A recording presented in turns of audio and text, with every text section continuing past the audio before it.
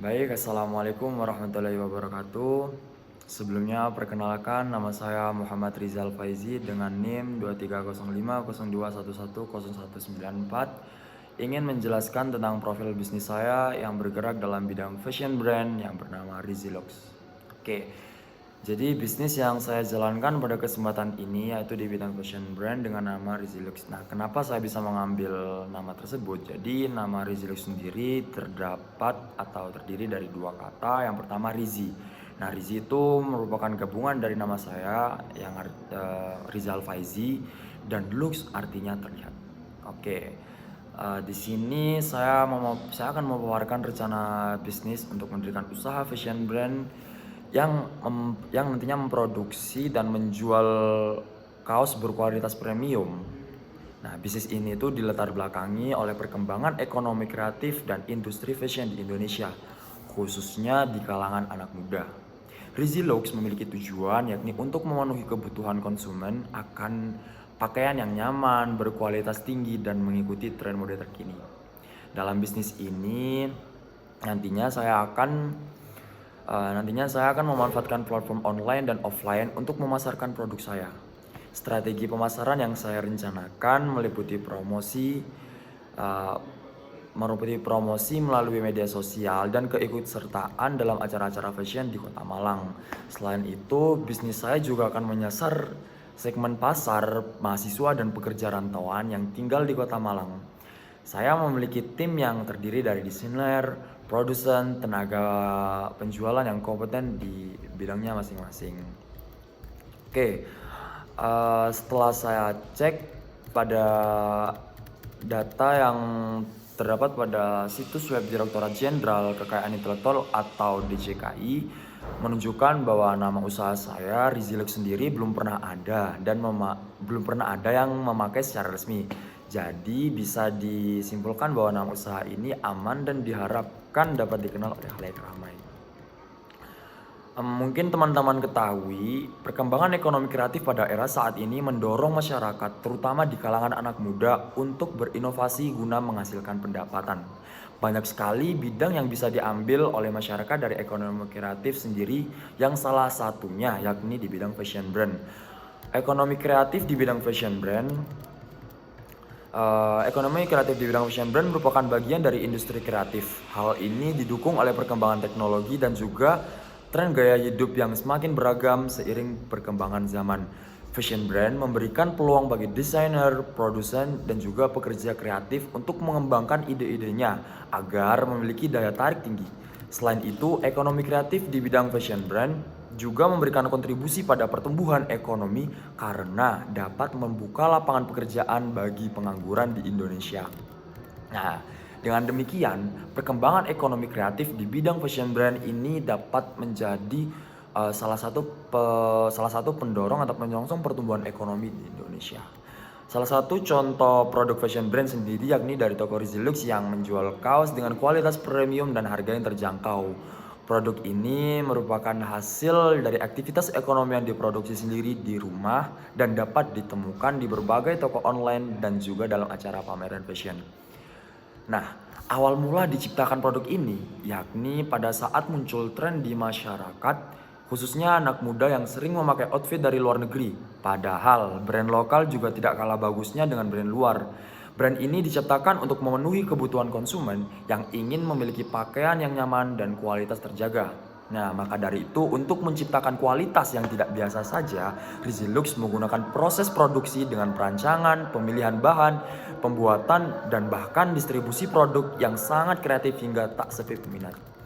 Oke, untuk pemasaran produk dari brand ini akan dilakukan dengan menentukan target pasar. Di sini Rizilux telah bersepakat untuk berjualan di rumah dan juga di toko online dengan promosi dari berbagai platform media sosial. Diharapkannya dari promosi media sosial, banyak peminat dari kalangan remaja, pengguna Instagram, TikTok, dan juga Shopee untuk minat membeli atau bahkan menjadi pelanggan tetap. Nah, ada alasan saya menjalankan brand di rumah dan juga di toko online yakni adanya penghematan biaya overhead. Jadi, kami tidak perlu mengeluarkan uang sewa bangunan atau ruang fisik untuk mengurangi biaya beban finansial pada tahap awal. Selain itu, menjalankan bisnis secara online juga dapat menciptakan aksesibilitas yang lebih baik bagi pelanggan. Mereka nantinya dapat dengan mudah menjelajahi dan membeli produk kami atau produk saya dari tempat tinggal mereka tanpa perlu berjalan ke toko. Dalam hal ini dapat meningkatkan kemungkinan konversi penjualan dan meningkatkan pengalaman pelanggan secara keseluruhan. Ada beberapa tujuan usaha yang saya buat untuk kemajuan bisnis saya ini. Yang pertama, tentunya untuk memperoleh hasil atau keuntungan lebih dari modal awal. Yang kedua, meningkatkan daya tarik pembeli dengan desain yang menarik. Yang ketiga, memberi peluang kerja bagi pengangguran yang memiliki ide kreatif. Yang selanjutnya, memberikan kualitas yang nyaman bagi para konsumen. Berdasarkan hasil survei yang telah saya lakukan langsung saat itu di Kota Malang, tepatnya di lingkungan UIN Maulana Malik Ibrahim Malang, banyak mahasiswa yang menginginkan adanya produk kaos yang memiliki kualitas premium dan tebal. Selain dikarenakan cuaca di Kota Malang yang cukup dingin, kualitas premium juga sangat berarti bagi mereka pencinta fashion. Jadi teman-teman saya pernah bilang, kenapa ya di kita itu gak ada yang mau ikut serta dalam membuat fashion brand terutama kaos. Soalnya benar, kaos itu udah pasaran atau udah umum, tapi untuknya dengan kualitas yang premium dengan kain yang tebal itu masih sangat jarang banget. Nah, di sini saya memiliki pihak-pihak terkait dalam penjualan fashion brands ini. Yang pertama, desainer. Jadi desainer itu bakal membuat desain sesuai dengan tren yang saat ini. Yang kedua ada produsen, itu dia bertanggung jawab untuk membuat kaos sesuai dengan desain dan di standar kualitas yang diterapkan. Selanjutnya ada karyawan yang tugasnya menjual produk kepada konsumen akhir di toko fisik di rumah saya atau platform online nantinya. Selanjutnya ada konsumen, itu merupakan individu atau kelompok yang akan membeli atau menggunakan kaos dari fashion brand tersebut. Selain itu terdapat juga pihak terkait seperti agen periklanan yang membantu dalam promosi produk, perusahaan logistik yang menangani pengiriman barang, serta lembaga keuangan yang memberikan dukungan finansial dalam proses penjualan dan distribusi produk fashion brand. Untuk visi saya memiliki visi yakni terus bergerak maju menjadi perancang fashion terdepan yang melayani dan memuaskan seluruh pelanggan Rizilux. Untuk misi saya memiliki beberapa poin. Yang pertama, membuat produk fashion yang selalu mengikuti tren terbaru. Yang kedua, terus meningkatkan kualitas produk dalam negeri agar terus bisa bersaing dan mempertahankan ekstensi di pasar dunia. Selanjutnya, membangun dan menjaga kesetiaan konsumen. Di sini saya memiliki beberapa keunggulan produk.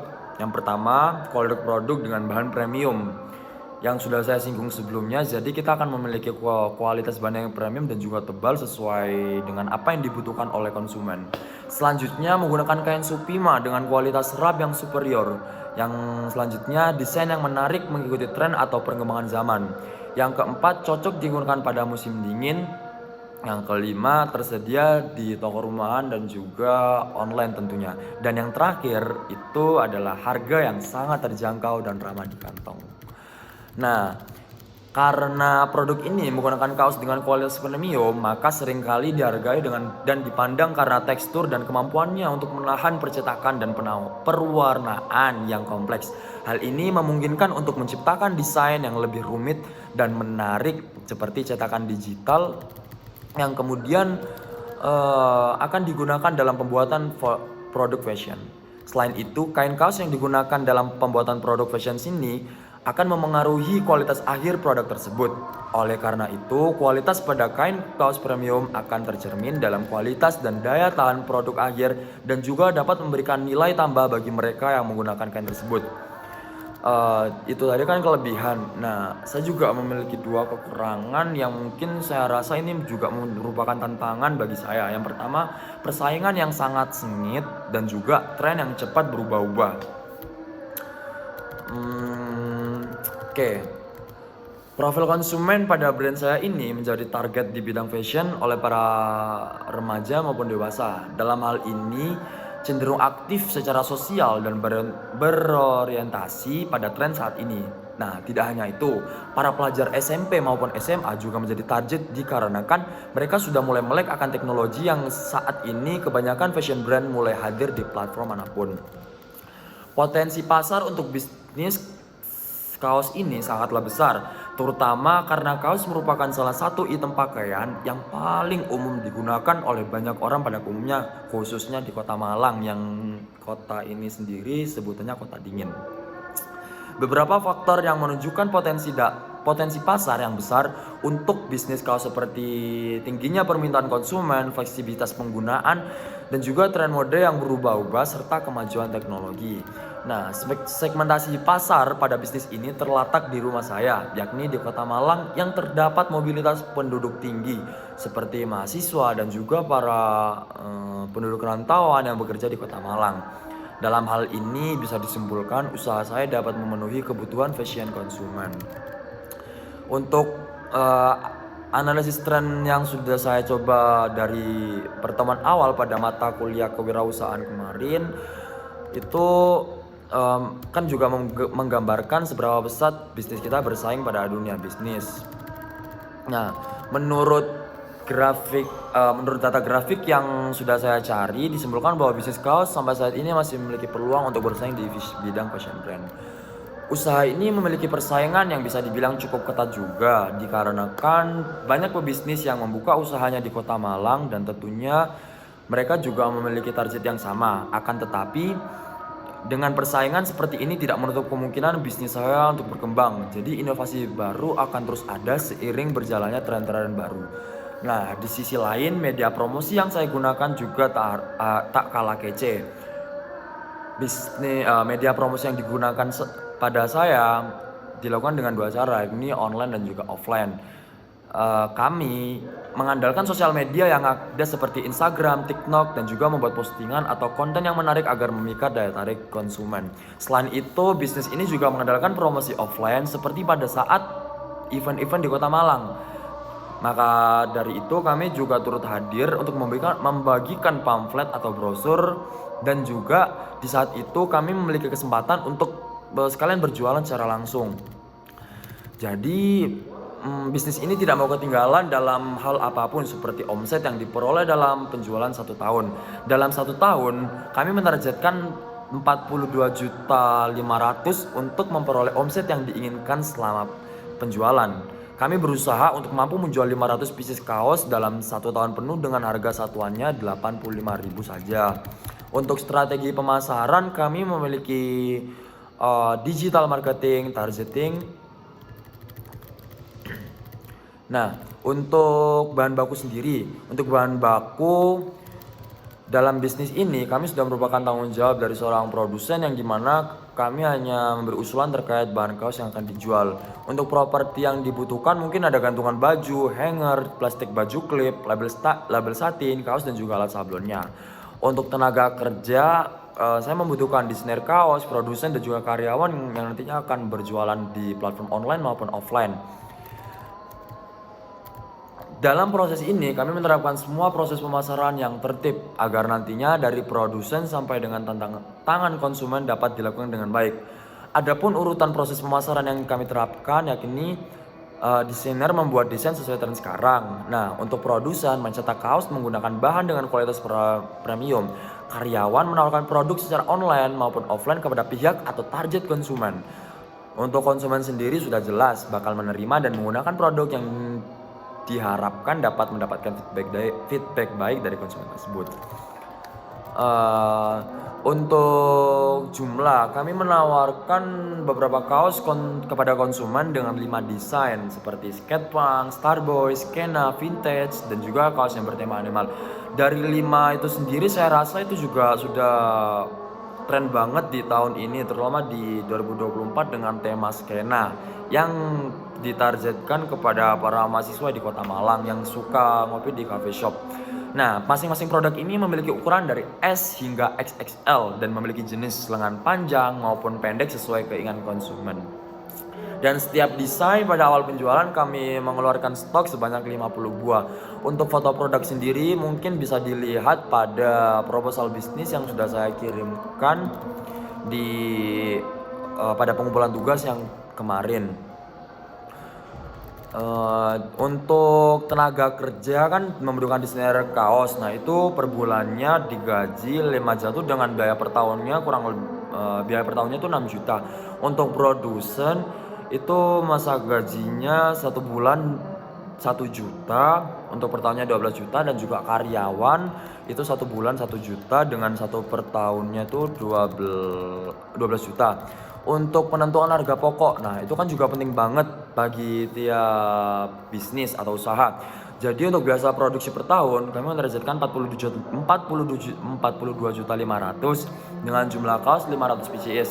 Untuk harga kaos per unit sendiri aslinya kalau misal dihitung dari HPP awal itu 70.000. Nah, untuk harga jual kita menjualnya dengan 85.000. Jadi bisa disimpulkan laba tiap produknya yakni 15.000, yang mungkin saya rasa sudah cukup banget ya. Untuk rencana neraca awal dan akhir tahun, penjualan produk di 12 bulan itu sebesar 42.500.000 dengan utang usaha sebesar 38.300.000, dan juga kan kami membutuhkan pengeluaran awal seperti pemasaran kebutuhan dan juga investasi itu sebesar 950.000, dan selanjutnya ada kebutuhan produksi awal itu di angka 3.250.000. Jadi imbang antara yang hasil 12 bulan tadi sama kebutuhannya. Selanjutnya ada BEP atau Break Even Point. Itu merupakan penentuan jumlah produksi yang harus dijual kepada konsumen pada harga tertentu untuk menutupi modal yang dikeluarkan. Di sini kan saya memiliki biaya tetap 30 juta dibagi harga jual per unit 85.000 tadi dikurang biaya produksi per unit 70.000, jadi dapat di angka BEP-nya itu 2.000. Nah, selanjutnya untuk BEP harga. BEP harga kan memakai rumus total biaya dibagi total produksi. Jadi 42.500 tadi dibagi 500 jadinya mendapat angka di 85.000. Untuk benefit and cost ratio. Nah, di sini kan untuk menghitung apakah suatu usaha menguntungkan atau tidak. Nah, jadi untuk menghitung sendiri kan pendapatan dibagi pengeluaran. Untuk pendapatan saya bisa mendapat di angka 42.500 yang dibagi dengan pengeluaran 35 juta mendapat angka 1,2. Nah, berdasarkan perhitungan BEC ini, usaha ini layak untuk dijalankan karena memiliki BC rasio yang lebih dari 1. Jadi dianggap itu dapat balik modal dengan cepat. Untuk investasi di angka 7.500.000 dan laba bersih per tahun itu mendapat 42.500.000 dengan payback period 0,17. Nah, di sini kami memiliki struktur organisasi. Yang pertama itu pemilik atau owner. Saya sendiri itu bertanggung jawab penuh atas semua aspek bisnis termasuk pengambilan keputusan strategis, manajemen keuangan, dan pengembangan bisnis. Selanjutnya saya juga membutuhkan seorang desainer yang nantinya bertanggung jawab untuk merancang desain kaos yang sesuai dengan tren terkini dan target pasar. Untuk produsen, saya membutuhkan untuk bertanggung jawab pada produksi kaos sesuai dengan desain yang standar dan berkualitas yang diciptakan. Nah, yang terakhir karyawan. Di sini saya membutuhkan karyawan yang bertanggung jawab untuk mengelola penjualan online dan offline, termasuk pemasaran, layanan pelanggan, dan pemrosesan pesanan. Itu tadi. Oh ya, jadi dalam bisnis ini kami hanya menekankan untuk struktur organisasi itu 4. Yang pertama yang itu tadi pemilik atau owner, terus karyawan kita pada tahap pertama membutuhkan 1. Jikalau nantinya dapat berkembang, kami akan menambah jadi 2 atau 3 yang dapat standby di rumah untuk melihat secara langsung, untuk bekerja secara langsung dan mengontrol pada penjualan online juga pastinya. Untuk pemanfaatan sumber daya manusia atau SDM dalam struktur organisasi yang sudah saya baca tadi, itu dilihat dari pemanfaatan SDM yang kreatif, terampil, dan berpengalaman sehingga usaha saya mampu menciptakan desain kaos yang menarik, memproduksi kaos yang berkualitas tinggi, dan memasarkan serta menjual produk secara efektif. Dengan memanfaatkan SDM yang tepat, usaha saya dan tim nantinya dapat membentuk tim yang solid dan kompeten untuk menghadapi tantangan industri fashion. Keselarasan dan sinergi antara berbagai fungsi organisasi akan menjadi kunci keberhasilan bisnis saya dalam mencapai tujuan jangka panjang dan pertumbuhan yang berkelanjutan. Untuk AMDAL, nah telah kita ketahui bersama, AMDAL kan juga artinya analisis mengenai dampak lingkungan. Nah, itu merupakan sebuah kajian menyeluruh tentang dampak penting suatu usaha atau kegiatan yang direncanakan pada lingkungan hidup yang diperlukan bagi proses pengambilan keputusan tentang penyelenggaraan usaha atau kegiatan. Analisis AMDAL memiliki tujuan yakni untuk memastikan bahwa suatu kegiatan usaha dapat berjalan dengan memperhatikan kelestarian lingkungan dan kesejahteraan sosial. Hal ini menjadi salah satu persyaratan penting dalam perizinan perusahaan di Indonesia. Jadi ada beberapa dampak termasuk dampak sosial, rencana pengelolaan dan juga pemantauan lingkungan. Oke, itu tadi dari pendahuluan hingga sampai aspek AMDAL yang sudah saya jelaskan. Bisa disimpulkan, jadi Rizilog sendiri adalah sebuah bisnis fashion brand yang memproduksi dan menjual kaos dengan kualitas premium dan desain yang mengikuti tren terkini. Rizilog memanfaatkan perkembangan ekonomi kreatif dan kemajuan teknologi untuk memproduksi produk yang berkualitas dan menarik, serta memasarkan secara online maupun offline. Oh ya, sedikit cerita pengalaman saya saat berjualan kaos pada saat saya masih duduk dan bermukim di lingkungan pondok pesantren pada tahun 2021. Itu saya rasa merupakan salah satu kenangan terbaik yang tidak akan pernah saya lupakan. Kenapa? Soalnya pada saat itu saya melihat adanya peluang bisnis di kalangan santri yang membutuhkan pakaian dengan desain keren dan trendy, namun tetap sesuai dengan nilai-nilai kepesantrenan. Dengan modal terbatas, saya mulai memproduksi kaos dengan desain sederhana dan menjualnya di lingkungan pondok pesantren. Meskipun pada awalnya banyak tantangan yang harus saya hadapi, seperti kesulitan dalam membangun kepercayaan konsumen, namun semangat dan ketekunan saya dalam menjalankan usaha tersebut perlahan-lahan membuahkan hasil. Saya mulai mendapatkan respon positif dari para santri yang tertarik dengan kaos-kaos yang saya jual. Bahkan beberapa di antara teman saya turut membantu memproduksikan produk saya kepada teman-teman yang lainnya. Jadi pada saat itu saya menjual kaos kurang lebih sudah laku di angka 60-an itu di percobaan pertama atau pada bisnis yang pertama, dan selanjutnya saya berkembang. Nah, untuk bisnis selanjutnya itu saya berkolaborasi dengan teman saya yang juga desainer yang pada saat itu saya menggunakan nama Shinyoko Official. Nah, dengan fokus pada kualitas produk, desain yang menarik, dan strategi pemasaran efektif, Rizilux atau bisnis saya berharap dapat memenuhi kebutuhan konsumen di Kota Malang, khususnya pada mahasiswa dan juga di kelas rantauan.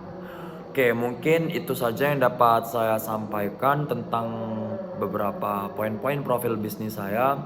Semoga apa yang saya sampaikan dapat memotivasi teman-teman yang lain dan juga khususnya saya sendiri, karena waktu menunjukkan pukul 4:30 subuh dan saya akan melanjutkan untuk sholat ke masjid. Saya tutup atau saya akhiri di video ini. Kurang dan lebihnya mohon dimaafkan. Wassalamualaikum warahmatullahi wabarakatuh. Dan untuk dosen sendiri, untuk Ibu Sri Andriani, terima kasih telah mengajar mata kuliah KW atau kewirausahaan kepada teman-teman dan saya khususnya. Semoga apa yang Ibu sampaikan kelak menjadi balasan di dunia maupun di akhirat, dan semoga Ibu selalu sehat selalu.